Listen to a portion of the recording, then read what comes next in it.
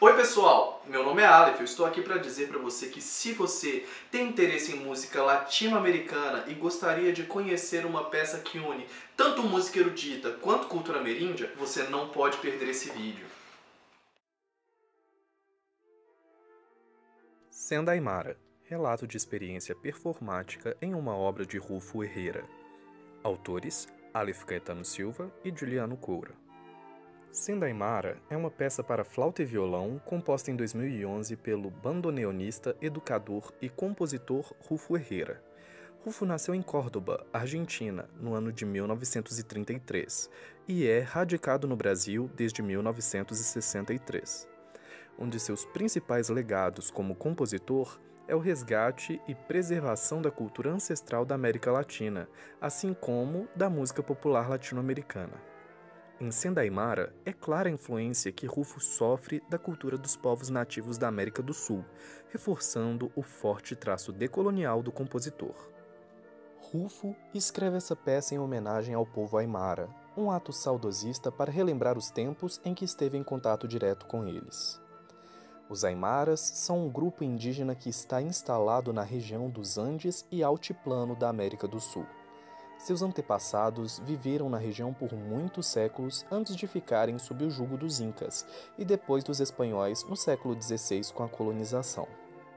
Podemos ver nessa imagem uma cerimônia dos aimaras realizada no Peru às margens do lago Titicaca. Nessa imagem, observamos aimaras bolivianos em trajes típicos. Trata-se de uma peça de 3 movimentos. Cada um representa uma cena descrita pelo compositor em um verso no rodapé do manuscrito. Vidala. Puna, silêncio y viento. El aire que suena lamento. Algún niño ha muerto. Algún niño ha muerto. Chaya. Hoy es domingo de Chaya. Hemos de bajar el cerro. Así no mais ser. Así no mais ser. Huayno.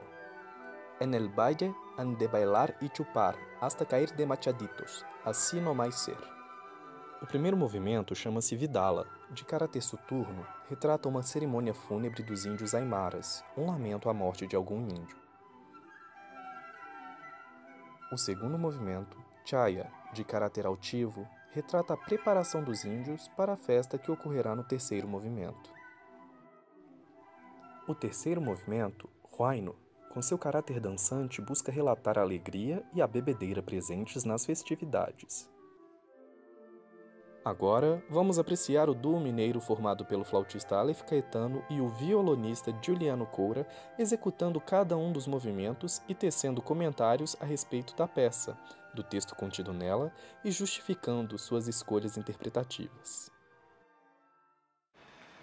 No primeiro movimento, o Rufo, na nota de rodapé, ele cita o vento. E ele diz que o vento soa a lamento. Um dos artifícios que eu, enquanto flautista, utilizo é a escolha do timbre. A flauta ela tem uma variabilidade de timbre que o flautista ele tem total controle sobre ele. Por exemplo, nós podemos escolher um som mais brilhante, ou seja, que utiliza mais do espectro harmônico da flauta, por exemplo.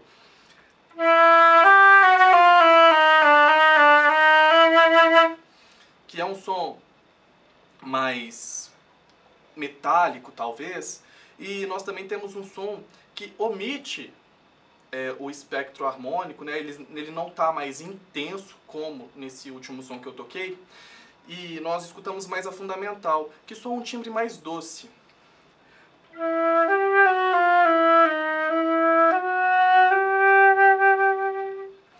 E eu tomo como escolha esse timbre mais doce porque o Rufo inicialmente escreve essa peça, a peça como um todo, para ser executado o primeiro movimento pela flauta baixo, a flauta transversal baixo, o segundo pela flauta transversal em dó, que é essa, e o terceiro movimento pela flauta piccolo. E ele fez uma adaptação, né, inclusive a pedido do Aleph Terra, no qual eu fazia parte. A pedido do duo, ele fez uma adaptação para ela ser integralmente tocada na flauta em dó. E a indicação que ele faz para o primeiro movimento é que a dinâmica ela deveria ser feita sempre a metade do que está escrito, né? O espectro de dinâmica sempre um passo atrás. Então a utilização desse timbre corrobora para que a dinâmica não ficasse estourada mediante as exigências do compositor. E outro artifício que é interessante, que ressalta bastante o fato de o vento soar a lamento, é um pouco de soprosidade, aumentar o nível de soprosidade em algumas notas. Por exemplo, ele toma como ferramenta o uso de frulato, né, uma técnica estendida na flauta, que tem duas maneiras de ser executado. Pode ser executado de uma maneira que o som soe mais limpo durante a execução da técnica, ou de forma que o som soe com mais soprosidade. Por exemplo, o som mais limpo.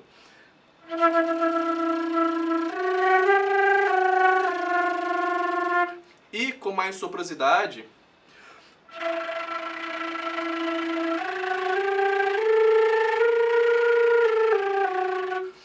Então, eu opto por utilizar mais ar, justamente por esse ser um momento mais ruidoso, né? E em ensaios que eu fiz inicialmente com o Rufo, ele fala que esse era o momento do ruído, de o vento soprar realmente. Então, tomando como ferramenta essas escolhas que o duo mineiro busca levantar o caráter expressivo da obra. Tanto o tambor aimara, né, percutindo ali o tampo do violão, quanto a flauta soando ao lamento, remete a essa cerimônia fúnebre que ele descreve como a morte de um índio no rodapé da página. O Rufo Herrera, autor dessa peça, nesse movimento ele propõe um caráter fúnebre, e isso fica muito explícito na parte do texto. Como recurso técnico no instrumento mesmo, assim, para fazer essa transmissão dessa ideia, ele utiliza alguns elementos não tradicionais assim, do violão, como o violão sendo usado como um instrumento percussivo. E a questão do tambor também como uma parte fúnebre, fica muito clara já nas primeiras notas, que a gente tem que percutir o violão segurando um acorde na mão esquerda e batendo aqui perto do cavalete, né? Não em cima do cavalete, mas um pouquinho do lado. Então, na hora de interpretar também, como ele coloca esse recurso na partitura, tem que soar o acorde, mas também tem que aparecer a parte percussiva. Então, o efeito sonoro vai começar assim. Outro efeito percussivo também que o Rufo deixa claro é a utilização do violão como tambor, mas sem o recurso do acorde também, que vai ser esse aqui, ó. Que é um pouco mais, já não está batendo em cima da corda, em cima assim só da madeira. Então a gente vai estar fazendo um acorde, só que não vai estar suando. Soa um pouco, mas não tanto como o primeiro acorde. É um efeito bem mais percussivo e é essa utilização que está explícito lá na partitura. Outra coisa também que ele coloca de elemento percussivo é a utilização a gente fazer o acorde com a mão esquerda sem a utilização da mão direita. Que na minha visão assim de violonista, eu optei por fazer utilizando a mão direita para estar fazendo um tap em cima da sétima casa na segunda corda, que faz soar o acorde também. Eu tentei de outras maneiras também segurar só com a mão esquerda, só que a gente tem apagando muito essa nota fundamental aqui, que é o Si, né? Eu errei a casa aqui, mas a ideia é essa aqui, ó. E soa muito bem. Tem que tomar um cuidado também, que a gente tem que manter abafado as outras cordas, para não soar outro harmônico. Então, eu mantenho abafada e faço. De restante, o Rufo também utiliza alguns elementos mais tradicionais, como o harmônico e os acordes mesmo, né?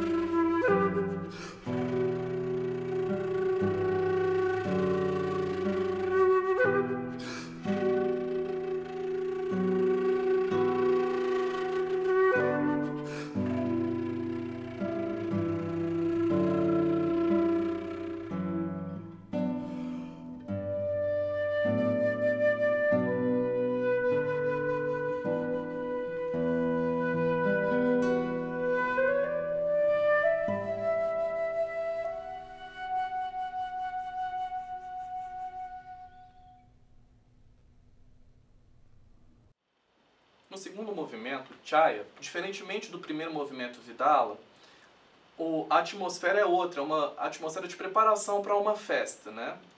Se chama Domingo de Chaya, é uma festa local, né, do povo Aimara. E por ser uma preparação de festa, a gente já repara que existe uma mudança no andamento e principalmente, vocês vão notar que a mudança é no timbre. Enquanto a flauta busca manter uma atmosfera mais dolce no primeiro movimento, no segundo já é colocado um som mais vibrante. Por exemplo, logo a abertura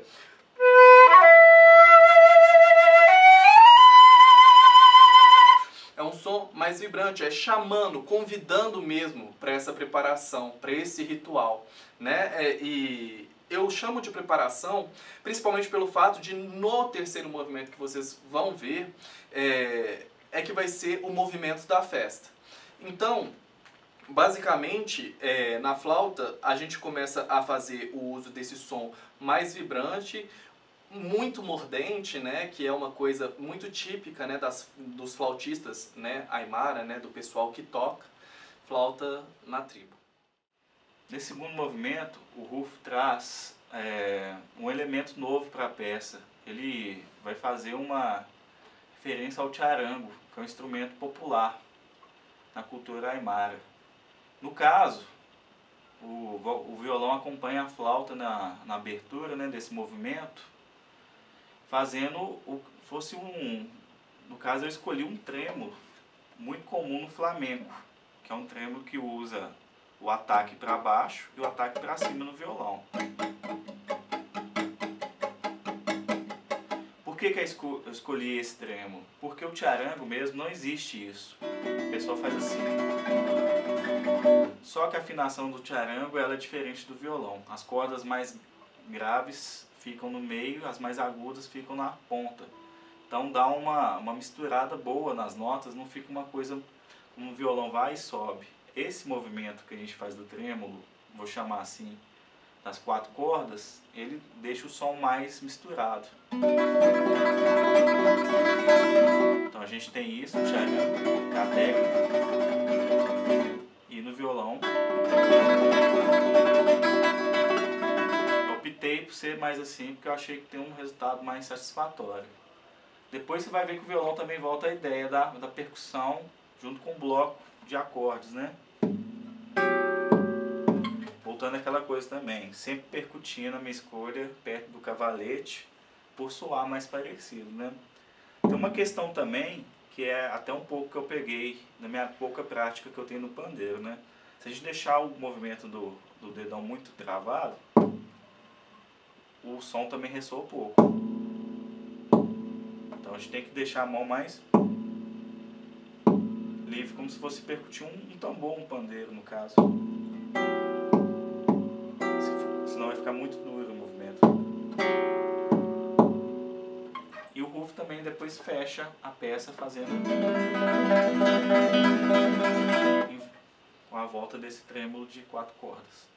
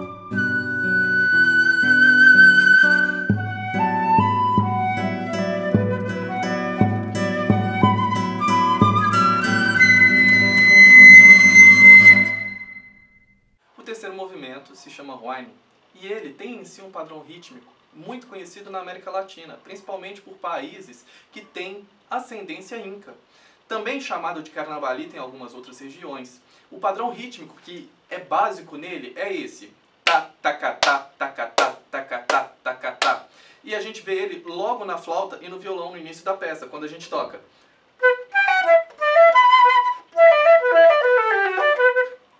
Uma outra curiosidade dessa peça é que, por ser um movimento final, um fechamento, ele tem influência de todos os outros movimentos. Então, nesse movimento, eu utilizo tanto a sonoridade da flauta mais aberta, quanto fragmentos mais melodiosos em que eu busco o som um pouco mais dolce. Embora o movimento dela seja muito mais cadenciado, um pouco mais acelerado, né, do que os outros. E é basicamente isso. O último movimento, o Rufo quer passar um caráter festivo mesmo. Ele bota em nota de rodapé que é um momento onde as pessoas vão dançar, vão beber até cair. Então, o Carnavalito também se encontra com mais notas, é um movimento mais pulsante, né? Mais ágil também. O que acontece dentro desse movimento no violão? A gente vai encontrar algumas menções a esse ritmo popular através de técnicas percussivas mesmo, que é o ritmo do Carnavalito, né? Ele deixa isso bem claro lá na escrita, na partitura. Uma outra coisa também que eu usei como caráter expressivo no violão foi o uso das campanelas. As campanelas, como o Rufo não deixa claro o dedilhado, ele deixa claro também uma questão de fraseado na partitura, as linhas, né, onde que ele quer que acabe a ideia. E o violão, a linguagem dele, quando a gente coloca esse ligado, a gente tende a pensar que é esse aqui, ó. Só que fica muito percussivo e marcado, não dá realmente um ligado, né? Se fosse esse aqui, que é o caso da campanela, vai soar mais, vai dar mais ligamento, como se diz, vai ligar mais com o som da flauta que está pensando nesse fraseado. Então eu escolhi usar a campanela, até o começo fica.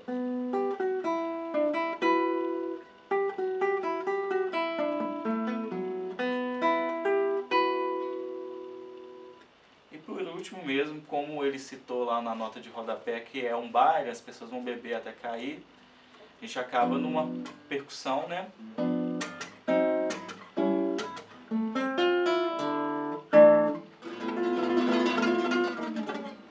Esse arraste para trás com o violão, ainda fazendo aquela questão do segundo movimento, ele é como se fosse o término, né? As pessoas já beberam, já dançaram muito e caíram.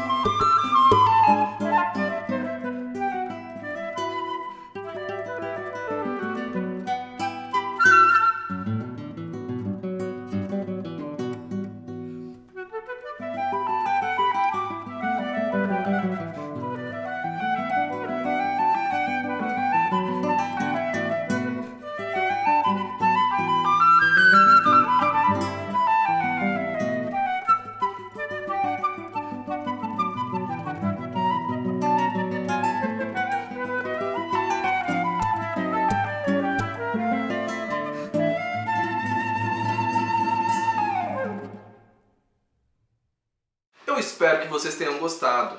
Então, até um próximo Congresso nas Nuvens.